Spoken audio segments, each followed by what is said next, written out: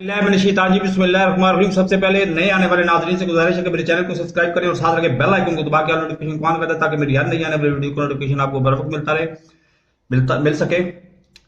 अभी अभी आपको ब्रेकिंग न्यूज देते चलें कि सुप्रीम कोर्ट का ताज़ा तरीन फैसला आ गया जिसके मुताबिक परवेज लाई को वजीर आला पंजाब मुंतखब कर लिया गया है, मुंतखब हो गए हैं वो और वो हलफ उठाने जा रहे हैं।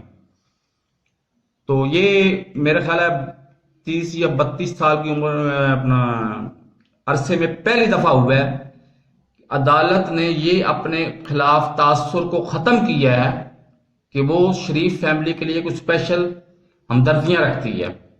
तो बहुत अच्छी बात है। और जिस तरह के मैं कल कह चुका हूं कि जब तक पाकिस्तान आर्मी और अल्लाह भला करे आपका पीटीआई एक पेज पर नहीं आते उस वक्त तक कंप्लीट मसाइल नहीं हल होंगे। तो इनको अब एक पेज पर आना चाहिए।